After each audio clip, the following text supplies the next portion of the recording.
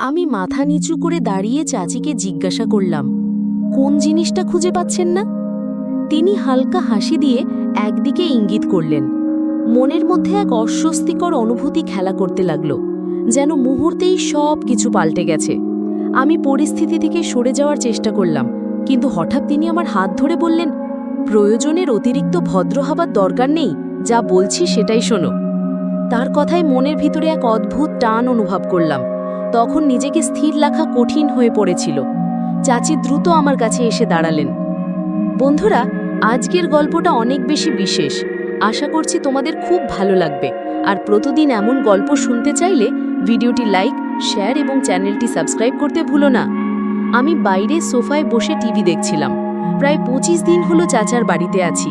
চাচা বেশিরভাগ সময় বিদেশে থাকেন, তাই তাদের অনুপস্থিতিতে আমি প্রায়ই তাদের বাড়িতে থাকি। তবে এবার চাচা আমাকে একটু অন্যরকমভাবে কথা বললেন। তার চোখে অপারেশন হয়েছে এবং ডাক্তার বলেছিলেন যে আগামী 1 মাস তার চোখে ব্যান্ডেজ থাকবে। এই সময়টায় তিনি চাচ্ছিলেন আমি যেন তার পাশে থেকে তাকে সাহায্য করি, কারণ তিনি কিছুই দেখতে পারছিলেন না, আর তার স্ত্রীও এখনো ছোট। এজন্যই তিনি আমার সাহায্য চেয়েছিলেন। তবে আমি জানতাম না যে এই সাহায্য আমার জন্য কতটা কঠিন হতে চলেছে। একদিন হঠাৎ ফোন বেজে উঠল। দেখি চাচার কল। চাচা জানালেন তিনি বাড়ির দরজার বাইরে দাঁড়িয়ে আছেন। আমি দ্রুত গিয়ে দেখি চাচা তার 22 বছরের স্ত্রীর সাথে দাঁড়িয়ে আছেন। এই প্রথমবার চাচির সাথে আমার দেখা হলো। এর আগে চাচা যখনই ফিরতেন আমি এখানে উপস্থিত থাকতাম না। চাচিকে দেখে কিছুক্ষণ থমকে গেলাম। তার সৌন্দর্য দেখে মনে হলো এমন রূপসী মেয়েকে আগে কখনো দেখিনি। যে কোনো পুরুষ তার সৌন্দর্যে মুগ্ধ হতে বাধ্য। চাচা বিদেশে থাকাকালীন চাচির সাথে পরিচয় হয়েছিল এবং সেখানেই তারা বিয়ে করেছিলেন। চাচির সৌন্দর্য দেখে আমার মনে হচ্ছিল চাচা সত্যিই ভাগ্যবান।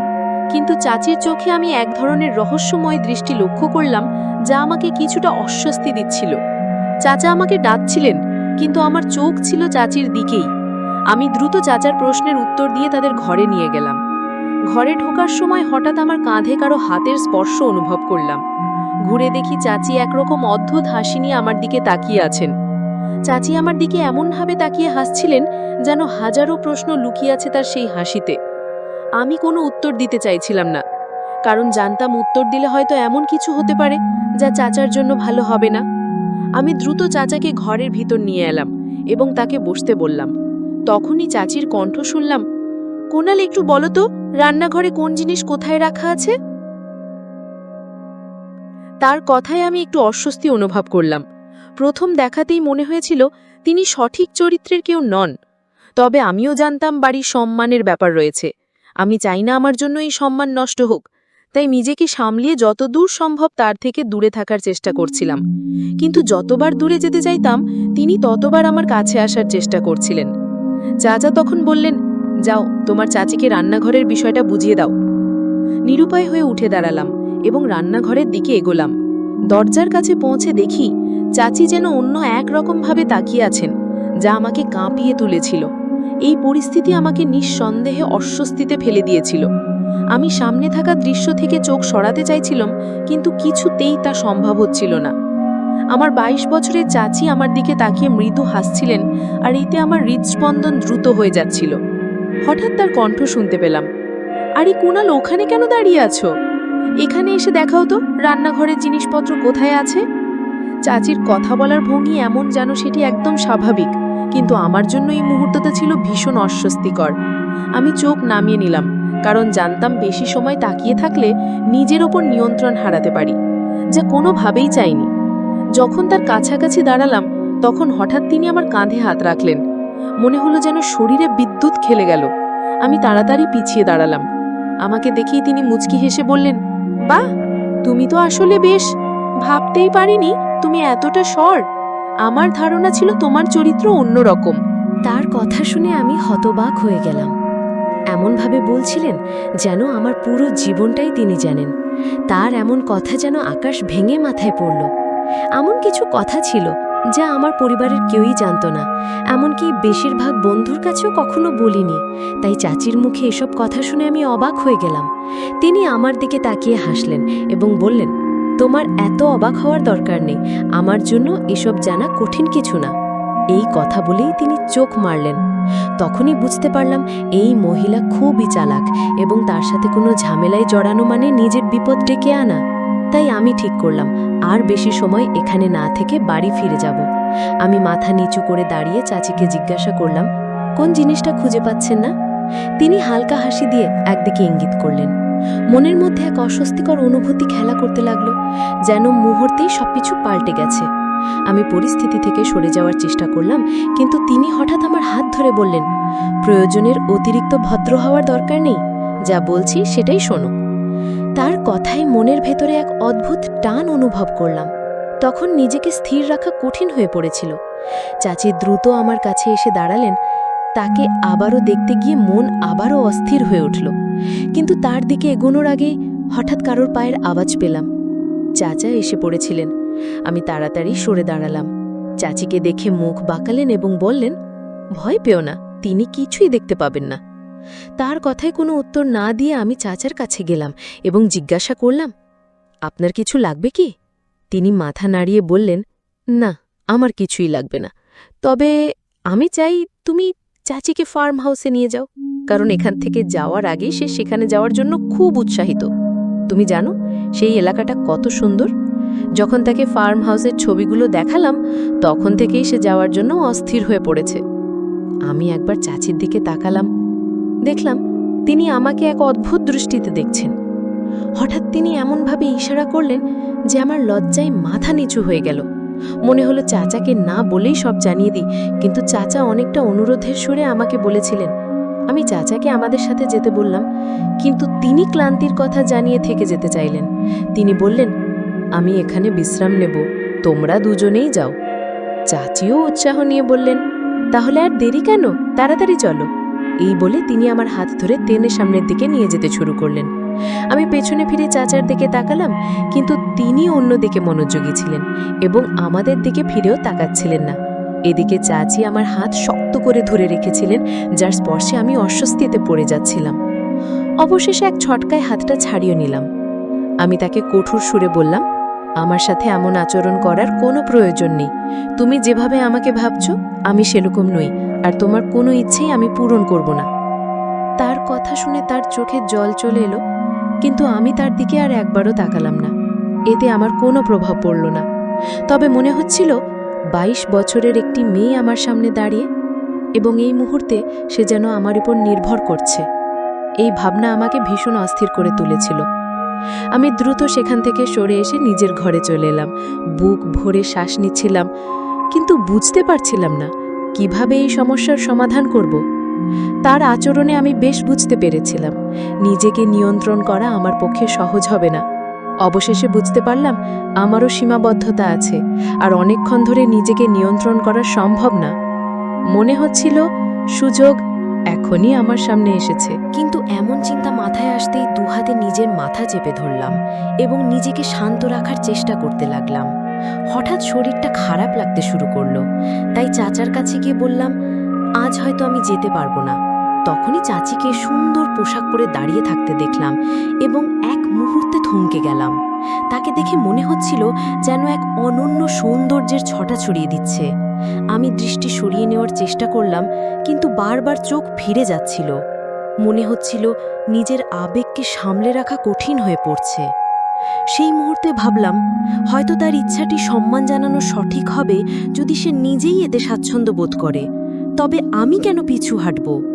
এমনটা ভেবে অজান্তেই মুখে এক রহস্যময় হাসি ফুটে উঠল। মনে হচ্ছিল ভেতরে লুকিয়ে থাকা এক দুর্বলতা ধীরে ধীরে আত্মবিশ্বাসের রূপ নিচ্ছে। যখন কেউ আন্তরিকভাবে সৌন্দর্যের মাধ্যমে মনোযোগ আকর্ষণের চেষ্টা করে, তখন নিজেকে সামলে রাখা সহজ নয়। শুরুর দিকে নিজেকে সামলে রাখা কঠিন ছিল, কিন্তু একবার মনে হলো পরিস্থিতি মেনে নিলে সব সহজ হয়ে যাবে। তখন থেকেই মনে এক শক্তি এলো, সবকিছু স্বাভাবিক মনে হতে শুরু করলো। তাই বেশ আত্মবিশ্বাসের সুরে বললাম, চলো আমাদের যাত্রা শুরু করতে হবে। আমি চাচাকে বললাম, দ্রুত না গেলে আবহাওয়া খারাপ হয়ে যাবে। আমার কথা শুনে চাচা বললেন, আবহাওয়া খারাপ হলে দুজনেই সেখানে থেকে যেও। চাচার এমন সহজভাবে বিশ্বাস করাটা দেখে আমার মনে একটু অপরাধ বোধ তৈরি হলো। চাচা আমার উপর যে আস্থা রেখেছেন সেটি মনে হতেই অস্বস্তি হচ্ছিল। তখন হঠাৎ অনুভব করলাম কেউ আমার হাত ধরেছে। তাকিয়ে দেখি চাচি দাঁড়িয়ে আছেন আর মিষ্টি করে হাসছেন। চাচি বললেন, চলো, আর দেরি কেন? আমি হেসে ফেললাম, যা দেখে চাচি একটু বিস্মিত হয়ে নিচু হয়ে তাকালেন। তাকে নিয়ে দ্রুত গাড়ির দিকে এগোলাম। পথে তিনি মুচকি হেসে বললেন, তোমার তো সাহস এত তাড়াতাড়ি ফুরিয়ে গেল। আমিও হেসে উত্তর দিলাম, সামনে এমন একজন সুন্দরী থাকলে কারই বা সাহস থাকে? তার হাসিটা বেশ মোহময়ী ছিল। যদি বলি তিনি সম্পূর্ণরূপে রূপের আধার, তাতে ভুল কিছু হবে না। তার কণ্ঠ থেকে শুরু করে তার হাসি সবই বেশ আকর্ষণীয় ছিল। তখন বললাম, সেখানে গিয়েও কি তুমি অন্যদেরও এমন করে আকর্ষণ করবে? তার কথা শুনে প্রথমে সে একটু রেগে আমার দিকে তাকালো, কিন্তু কিছুক্ষণ পরই হেসে উঠল। তার এমন আচরণ দেখে অবাক হলাম, কারণ আমি তো কোনো মজা করিনি, শুধু সোজাসুজি একটি প্রশ্ন করেছিলাম। সে বলল, না, আমি ওখানকার অন্য কাউকে আকর্ষণ করার চেষ্টা করিনি। তোমার চাচা আমাকে ঘরে রেখে বাইরে যেতেন, যাতে কারো সাথে আমার কোনো সম্পর্ক না হয়। তার কথা শুনে কিছুটা হতবাক হয়ে জিজ্ঞাসা করলাম, কেন এমন করতেন? সে হেসে বলল, আসলে একবার তোমার চাচা আমাকে ভুলভাবে ধরে ফেলেছিলেন। তখন আমি মিথ্যে বলেছিলাম যে সে আমার দূরের আত্মীয়। কিন্তু তুমি তো জানো তোমার চাচা কতটা সরল মানুষ। তিনি এখনও আমাদের একসাথে যেতে দিয়েছেন, যদিও জানেন যে আমরা দুজনেই তরুণ। বেশিরভাগ মানুষ বুঝতে পারে না যে কখন পরিস্থিতি খারাপ হতে পারে। তার কথা শুনে আমি মাথা নাড়লাম এবং বললাম, না, চাচা আমাদের পরিবারের সবচেয়ে বুদ্ধিমান মানুষ। তার এই বিশ্বাসকে কখনো ভুল ব্যাখ্যা করতে দিও না। আমার কথা শুনে সে হাসল এবং বলল, হয়তো তাই হবে, কিন্তু আমার ব্যাপারে সে একেবারেই বোকা, আর এটা নিয়ে আমি বেশ খুশি। তুমি জানো না এখনো যে সে আমাকে কত বড় আনন্দ দিতে চলেছে। আমি ওর দিকে তাকাতেই সে খিলখিল করে হেসে উঠল। ফার্ম হাউস এখান থেকে প্রায় 2 ঘন্টার পথ। আমরা প্রায় আধা ঘন্টা ধরে গাড়ি চালাচ্ছি। মনে হচ্ছিল যেন উড়ে সেখানে পৌঁছাই। যত দ্রুত যাওয়ার চেষ্টা করছিলাম ততই বাধা আসছিল। প্রথমে গাড়িতে যান্ত্রিক সমস্যা দেখা দিল, তারপর হঠাৎ পেট্রোল শেষ হয়ে গেল। আমি রাস্তার মাঝখানে গাড়ি থামিয়ে দাঁড়িয়ে আছি। চাচি চিন্তিত চোখে তাকিয়ে বললেন, এটা কি মজা করছো? তুমি বুঝতে পারছো না যে আমি ধৈর্য হারিয়ে ফেলছি? আমি তাকে বকাঝোকা করে বললাম, আমার অবস্থাও একই, তাই দয়া করে আমাকে আর কথা শোনাতে এসো না। কিছুক্ষণ চেষ্টা করার পর অবশেষে গাড়ি ঠিক হলো। স্বস্তি নিয়ে শ্বাস ফেললাম এবং আবার ফার্ম হাউসের পথে এগোতে লাগলাম। সেখানে পৌঁছাতেই আবহাওয়া হঠাৎ খারাপ হয়ে গেল। ছমছমিয়ে বৃষ্টি শুরু হলো। বাইরে এমন আবহাওয়ায় গাড়ি চালানো মানেই বিপদকে আমন্ত্রণ জানানো। আমাকে দেখে চাচি হাসতে লাগলেন এবং বললেন, দেখো, প্রকৃতিও আজ আমাদের পাশে আছে, মানে আজকের দিনটা আমাদের। তার কথা শুনে আমিও একটু হেসে ফেললাম। তখন আমরা ফার্ম হাউসের সামনে ছিলাম। আমরা সেখানে দাঁড়িয়ে কথা বলছিলাম। এমন সময় হঠাৎ পেছনে কারোর উপস্থিতি অনুভব করলাম। পিছনে ফিরে তাকাতেই দেখি কয়েকজন দাঁড়িয়ে আছে। তাদের দেখে মনে হলো যেন মাথার উপর আকাশ ভেঙে পড়েছে। সেখানে আমার চাচার পরিবারের 1-2 জন মানুষ হাজির। আমাদের দাঁড়িয়ে থাকতে দেখে আমার নানি এগিয়ে এলেন এবং হাসি মুখে বললেন, এই যে, তোমরা এত দেরি করে এলে কেন? প্রশ্নটা শুনে আমি হতবাক হয়ে গেলাম। মনের মধ্যে চিন্তায় ঝড় উঠল। ভাবছিলাম হয়তো কেউ আমাদের আগের কথোপকথন শুনে ফেলেছে, কিন্তু নানির ব্যবহারে তেমন কিছু বোঝা গেল না। তার কথা শুনে মনে হলো না যে তিনি আমাদের আগের কথা শুনেছেন। আমি একবার চাচির দিকে তাকালাম। তার মুখে অস্বস্তির ছাপ স্পষ্ট, যেন প্রচণ্ড বিব্রত। ওর এমন অবস্থা দেখে আমার হাসতে পারছিল, আবার পরিবারের ওপরও একটু রাগ হচ্ছিল, কারণ এত পরিকল্পনা করেও এখানে এসে সব এলোমেলো হয়ে গেল। চাচির মেজাজ খুব খারাপ ছিল, আর সে যেন ইচ্ছে করে সবার সাথে খারাপ ব্যবহার করছিল। আমি বারবার চোখের ইশারায় তাকে শান্ত থাকার সংকেত দিলাম, কিন্তু সে কোনো মনোযোগই দিল না। তাকে দেখে মনে হচ্ছিল যেন মাথা ঠিক নেই, প্রচণ্ড রাগে আছে। নানি তাকে দেখে অবাক হয়ে আমাকে বললেন, এই মেয়েটার কি হলো? সবার সাথে এমন করে কেন কথা বলছে? নানির কথা শুনে আমি দীর্ঘশ্বাস ফেললাম। আমি কি বলতাম তাদের? যে পরিকল্পনা ছিল সেটা আপনারা এসে একেবারে বিফল করে দিলেন। আমার মুখে হতাশার ছাপ দেখে নানি বললেন, সত্যি বলো, তোমরা ঠিক কি ভেবে এখানে বসেছিলে? নানির প্রশ্নে কিছুক্ষণ চুপ থেকে নিজেকে সামলালাম। তারপর বললাম, আসলে আমরা ভাবিনি যে আপনারা সবাই এখানে থাকবেন। নানি হাসি মুখে বললেন, আমরাও তো পরিবার, তোমাদের কাছে মানুষ, তবে কেন এত বিরক্ত হচ্ছ? তার কথাই আমি কাঁচুমাচু হয়ে কিছু না বোঝার ভঙ্গি করলাম, আর নানি খুশি মনে আরও কিছু বলতে লাগলেন। আমি তখন চুপচাপ বসে সবার কথাবার্তা শুনছিলাম। হঠাৎ অনুভব করলাম কেউ আমার দিকে তাকিয়ে আছে। প্রথমে বুঝতে পারছিলাম না, কিছুক্ষণ পর ভুল ভাঙল। দেখলাম চাচি আর আমার এক কাজিন আমার দিকে তাকিয়ে আছে। আমাদের চোখাচোখি হতেই সে তাড়াতাড়ি চোখ নামিয়ে নিল। তার মুখে লাজুক হাসির আভা ফুটে উঠল। সবটা দেখে এক মুহূর্তের জন্য বিশ্বাস করতে পারছিলাম না, কারণ ছোটবেলা থেকেই এই কাজিনকে আমি পছন্দ করতাম, তবে কখনো মায়ের কাছে এই সম্পর্কের বিষয়ে কিছু বলিনি। মনে হতো তারা ধনী পরিবার থেকে, আর আমাদের মতো সাধারণ পরিবারের সাথে তাদের সম্পর্ক হবে না। কিন্তু ওর আজকের এই তাকানোর ভঙ্গি আর মৃদু হাসি বলে দিচ্ছিল যে সম্ভবত সেও আমাকে পছন্দ করে এবং কাছে টানতে চায়। আমিও হেসে ওর দিকে তাকালাম। ঠিক তখনই মনে হলো কেউ যেন আমাকে খোঁচা দিল। তাড়াতাড়ি অন্যদিকে তাকাতেই দেখি চাচি বসে আছেন, রাগে আমার দিকে তাকিয়ে আছেন। চাচির সেই রাগী চেহারা দেখে আমি হেসে ফেললাম, তবে সে এতটাই রেগেছিল যে তার মুখে হাসিও ফুটছিল না। যাই হোক, সবকিছু এমনিতেই গিয়ে একেবারে এলোমেলো হয়ে গিয়েছিল। একদিকে ভালোই হয়েছে, রাতে চাচি এসে বললেন আমাকে এখনই বাড়ি ফিরে যেতে হবে। একবার বাইরে তাকালাম, তখন আবহাওয়া বেশ খারাপ ছিল। তাকে বললাম, এখন যাওয়া সম্ভব নয়, বাইরে ঝড় বৃষ্টি হচ্ছে, এই আবহাওয়ায় গাড়ি চালানো বিপজ্জনক, ভালো হয় তুমি সকালে যাও। কিন্তু সে একরকম বাচ্চাদের মতো জেদ ধরল। কিছুক্ষণ পর তাকে ওর মতো রেখে দ্রুত নিজের ঘরে ফিরে এলাম, কারণ এই মুহূর্তে ও যেন আমার উপর জোর করে কর্তৃত্ব করতে চাইছিল। অথচ আমি কখনোই এমন মানুষ ছিলাম না যে কোনো মেয়েকে জীবনের ঝামেলা হিসেবে দেখে। সকালে দরজায় টোকা পড়তেই আমার ঘুম ভাঙল। দেখলাম চাচি দাঁড়িয়ে আছেন। পরের মুহূর্তে সে ঘরে ঢোকার চেষ্টা করতে আমি তাকে থামিয়ে বললাম, সাবধান, এখানে কোনো ঝামেলা করার চেষ্টা করো না। সে কয়েক মুহূর্তের জন্য অবাক হয়ে গেল, এবং তার অবাক হওয়াটাই স্বাভাবিক ছিল। তবে রাতে আমি নিজের মনকে বুঝিয়ে নিয়েছিলাম, কারণ আমি জানতাম একজন ভদ্র মেয়ে আমার জন্য অপেক্ষা করছে, যে সত্যিই আমাকে ভালোবাসে। আমি ঠিক করেছিলাম নিজেকে ওর জন্যই সংরক্ষণ করব, আর চাচির মতো মানুষের জন্য সবসময় আশেপাশে অনেকেই থাকবেই। তাই নিজেকে অপ্রয়োজনীয় ঝামেলায় ফেলার চিন্তা থেকে পিছিয়ে এলাম, কারণ আমি জানতাম আজ যদি এমন কিছু করি তাহলে বাকি জীবনে আমার জন্য অনুশোচনার কারণ হয়ে থাকবে। এর থেকে ভালো আমি এমন একটি মেয়ের সঙ্গী হই যার সঙ্গে জীবন কাটিয়ে সুখী থাকা যায়। এক মুহূর্তেই আমি মস্থির করলাম।